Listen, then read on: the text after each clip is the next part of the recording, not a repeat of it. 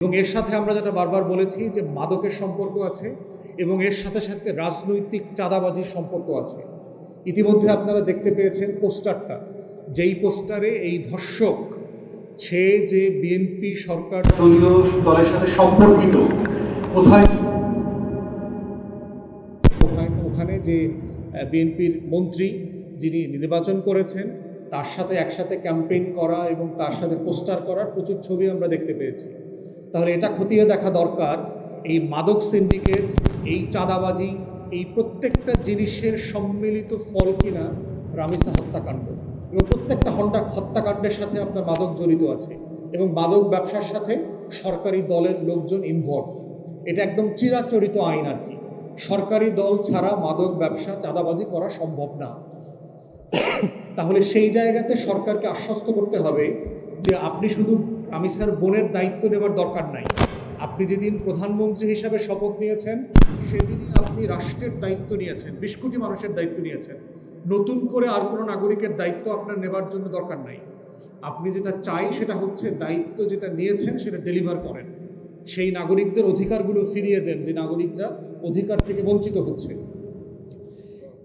দ্বিতীয় বিষয় হচ্ছে ঝিনাইদহে আপনারা দেখেছেন যে আমাদের এনসিপির সহযোদ্ধা নাসিরউদ্দিন পাটোয়ারির উপরে আপনার আক্রমণ হয়েছে, তার সহকর্মীদেরকে রক্তাক্ত করা হয়েছে।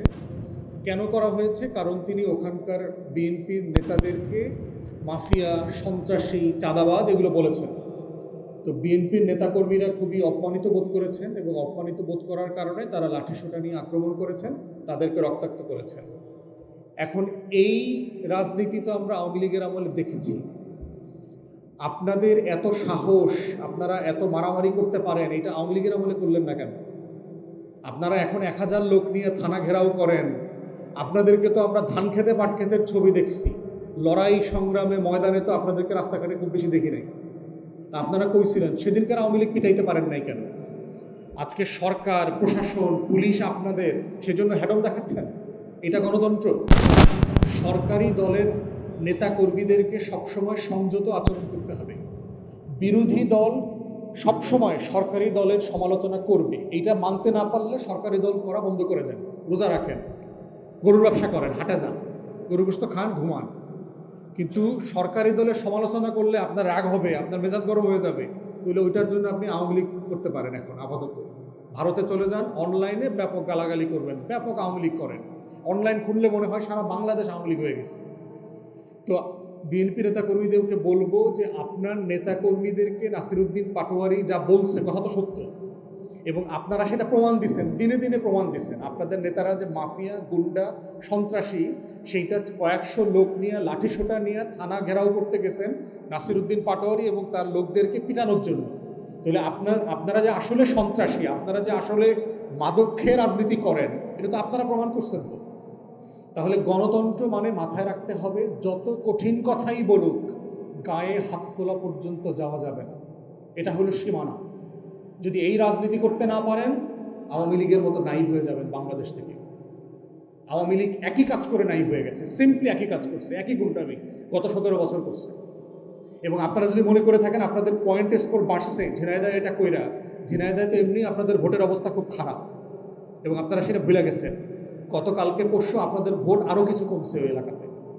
অতএব গায়ে হাত তোলার রাজনীতি করা যাবে না।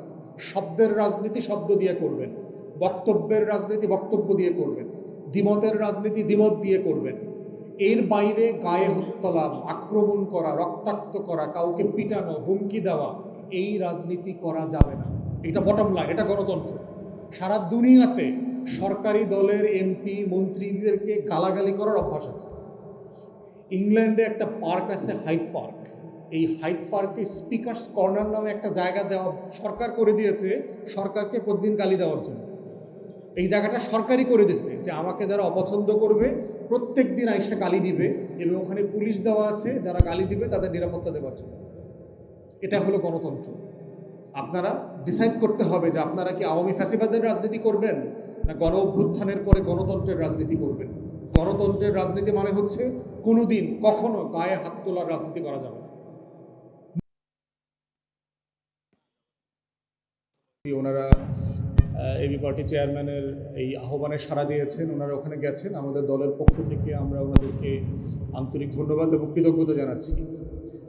তারপরও যে জিনিসটা মাথায় রাখতে হবে যে রাষ্ট্রের প্রধানমন্ত্রী, আইনমন্ত্রী, স্বরাষ্ট্রমন্ত্রী একটা ভিকটিমের ফ্যামিলিকে ভিজিট করবার পরেও কেন প্রতিবাদ, বিক্ষোভ, সমাবেশ থামছে না, অথবা একই ধরনের ঘটনা বিভিন্ন জায়গায় কেন ঘটছে।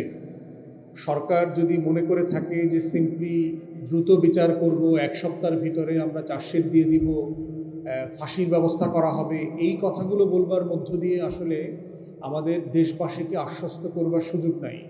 কারণ এই ধরনের কথা, ওয়াদা, অঙ্গীকার আমরা বহুবার শুনেছি, বছরের পর বছর বিভিন্ন সরকারের আমলে শুনেছি, কিন্তু আসলে ফান্ডামেন্টালি আমাদের কোনো পরিবর্তন হয় নাই।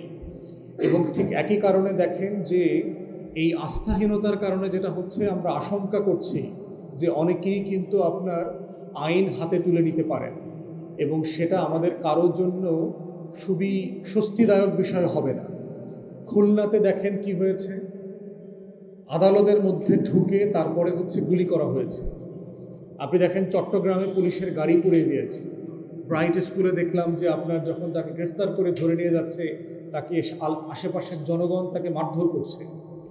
তাহলে এই ঘটনাগুলো প্রমাণ করছে যে সরকারের সিম্পলি এতটুকু বলা যে আমরা বিচার করব, এটার উপরে দেশবাসী আসলে ভরসা করতে পারছে না, আশ্বস্ত হতে পারছে না। বরং হচ্ছে আমরা কাজ থেকে দেখতে চাই, কাজের মাধ্যমে, যে আসলে আপনারা সিরিয়াস, আসলে আপনারা বিচার করতে চান। এবং আগের যে বিখ্যাত কেসগুলো যেগুলো নিয়ে আমরা বারবার কথা বলেছি, আসিয়া হত্যাকাণ্ড, তনু, এগুলোর কেন বিচার হয় নাই, এগুলো কোথায় আটকে গেছে, সেই জায়গাগুলো বারবার আমাদেরকে মাথায় নেওয়া দরকার, আলোচনা করা দরকার।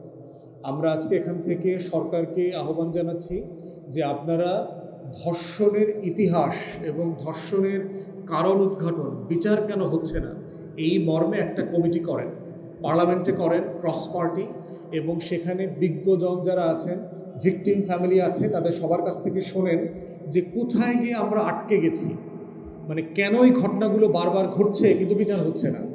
ট্রায়াল হয়ে গেছে, অনেক আসামি আছে, বছরের পর বছর মৃত্যুদণ্ডপ্রাপ্ত হয়ে আছে, কিন্তু আপিলেট কোর্টে গিয়ে এটার কাজ এগোচ্ছে না। তাহলে নিশ্চয়ই সুপ্রিম কোর্টে চিফ জাস্টিসের সাথে বসতে হবে, অ্যাটর্নি জেনারেলকে নিয়ে বসতে হবে, যে জুডিশিয়াল প্রসেসের মধ্যে কোথাও কোনো গ্যাপ আছে কিনা, যেই গ্যাপটা সম্মিলিতভাবে আমরা অ্যাড্রেস করতে পারি। এই কাজগুলো যদি করতে না পারেন, তাহলে সিম্পলি বাসায় যাওয়া, কার কোনো মেয়ের দায়িত্ব নেওয়া, এর আগের আমলে আমরা দেখেছি যে নিমতলী হত্যাকাণ্ডের পরে যমজ বোনের দায়িত্ব নেওয়া, তাদেরকে বিয়ে শাদী দেওয়া, এগুলো করা হয়েছে। এগুলো করবার পরেও পুরান ঢাকায় সিলিন্ডার বিস্ফোরণ হয়ে অথবা রেস্টুরেন্টে আগুন লেগে মানুষ মারা যাওয়া বন্ধ হয় নাই। ওখানে শত শত মানুষকে আমরা কবরে চলে যেতে দেখেছি বিভৎস অবস্থায়। অতএব এই অভিজ্ঞতার আলোকে যেটা হচ্ছে যে আমরা বোধ করছি যে মানুষ সিম্পলি আপনি করবেন, আপনি দেখা করতে গেছেন, সমবেদনা প্রকাশ করতে গেছেন, যেটা অবশ্যই অনেক ভালো কাজ, কিন্তু সেটা করলেই আপনি জনগণকে আশ্বস্ত করতে পারবেন না। এবারে কথা হলো, একজন লোক প্রধানমন্ত্রী হলে তাকে না মারে ফেলা পর্যন্ত অথবা নিজে না মরা পর্যন্ত ওই পদ থেকে সরে দাঁড়ায় না। বর্তমানে যে আমরা সংস্কারটা এনেছি প্রত্যেকে মিলে, সেটা হলো জমিদারি প্রথা শেষ করার জন্য।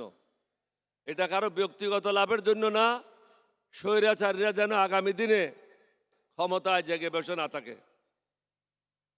আপনাদেরকে অনুরোধ করব, সমগ্র দেশবাসীকে, দেশের ক্ষতি করবেন না, দেশের কথা চিন্তা করেন, নিজের কথা পরে চিন্তা করেন, দেশকে বাঁচান, দালালদেরকে চিহ্নিত করেন, যারা ব্যাংকের টাকা লুট করেছে তাদেরকে চিহ্নিত করেন, চাঁদাবাজদেরকে চিহ্নিত করেন। এটা কঠিন কাজ না। যারা এই দেশের বিরুদ্ধে অবস্থান নিয়েছিল তাদেরকে চিহ্নিত করেন। আজকে যে আমরা এখানে বক্তব্য রাখার জন্য এসেছি, এই সুযোগটা কে করে দিয়েছে? আমাদের ছেলেরা, অকাতরে যারা জীবন বিলিয়ে দিয়ে বাংলাদেশকে তারা স্বৈরাচারের হাত থেকে মুক্ত করেছে। আজকে যারা নির্বাচন করার জন্য মাঠে নেমেছেন, 11 দলের বিরুদ্ধে বলছেন, জামাতের বিরুদ্ধে বলছেন, এই সুযোগটাকে কিভাবে পেলেন? এটা তো আমি বলছি না, ফখরুল ইসলাম নিজেই বলেছে যে আমাদের এই সংগ্রামে কোনো অংশগ্রহণ ছিল না। তাহলে দেশবাসীকে বুঝতে হবে তারা কাদের জন্য কাজ করেছে। তারা ভারতের মোদির ইশারায় কাজ করেছে, মোদির দালাল হিসাবে কাজ করেছে। দালালদেরকে চিহ্নিত করেন।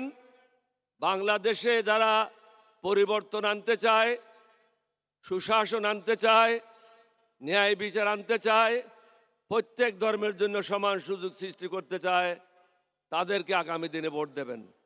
এই এলাকায় যিনি প্রার্থী হয়েছেন তিনি হলেন দাঁড়িপাল্লার।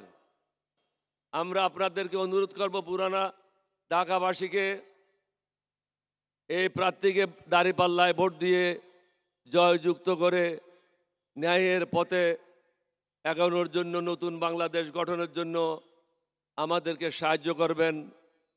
আগামী দিনের যিনি প্রধানমন্ত্রী ডক্টর শফিকুর রহমান সাহেবকে সাহায্য করবেন, দেশের জন্য কাজ করবেন। সবাইকে ধন্যবাদ। বাংলাদেশ জিন্দাবাদ, 11 দলীয় ঐক্য জোট জিন্দাবাদ। আসসালামু আলাইকুম ওয়া রাহমাতুল্লাহি ওয়া বারাকাতুহু।